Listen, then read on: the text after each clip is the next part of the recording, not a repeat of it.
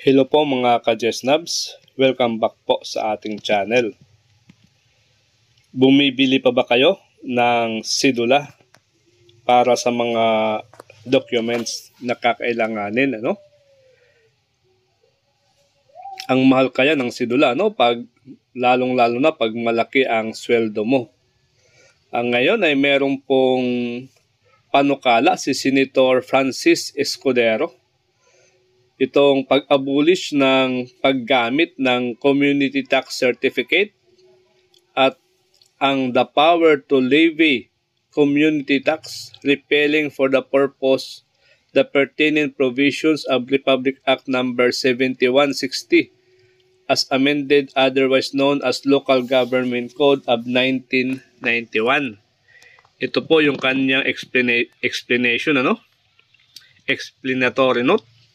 The history of the community tax certificate or cedula, then known as residence tax and residence certificate, brings incarnation of our country's colonial past, first implemented as a 19th century tax reform in the Philippines during the Spanish colonial times.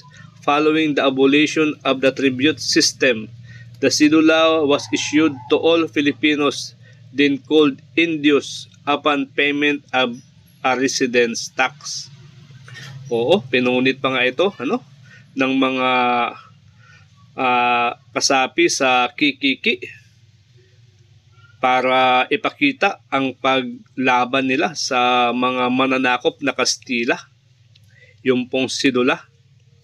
The cedula would later on play a significant role in the Philippine Revolution when Andres Bonifacio, together with his fellow Katipuneros, tore up their cedulas in defiance of Spanish rule in a meeting in Balintawak known as the Cry of Pugad Lawen that signaled the beginning of Philippine Revolution. Nako, bili na kayo ng sidula, gawin nyo na yung collectibles at siguradong baka last na sidula na yan sa taong ito. Sabi niya dito, together however with the identification of other sources of local revenues, the share of community tax and local government revenues has shrunk to insignificant amounts. Along with the increasing use of passport and tax identification numbers in official government transactions, the lack of means and willingness to verify under declaration of income and non-procurement of community tax certificates has further eroded community tax collections. As a result, payment of community tax had almost become a voluntary matter, according to the seminal paper Abcaro and the National Tax Research Journal entitled Background on the Community Tax. This bill, symbolic it may seem, abolishes the community tax certificate system, primarily its use as a form of identification, as when, among others, a Filipino acknowledges a document before a notary public, takes an oath of office, or is appointed to a government position. It is submitted that the cedula as a primary form of identification has lost its significance and value. It at all, the cedula only serves as a mere relic of our country's colonial past.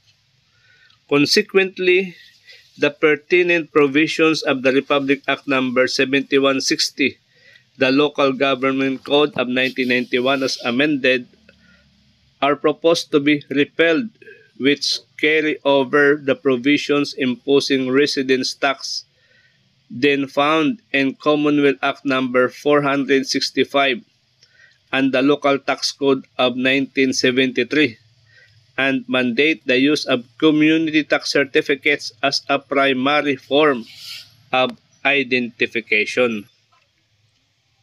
Dapat na talagang tanggalin na itong community cedula. Minsan nire-required pa yan sa mga documents ng mga teachers, ano? Pero napansin ko rin sa bandang huli ay talagang hindi na yan kinakailangan. Importante lang yung meron kang TIN number, no? At saka iba pang mga national IDs. Okay guys, thank you for having me. Hanggang dito na lang, ano? Sana matanggal na itong sidula. At saka ano na rin nyo, ipunin nyo yung mga sidula nyo ngayon. It will be collectible in the future. Okay, bye. Bye-bye na po mga ka-Jesnabs. Bye-bye. Thank you.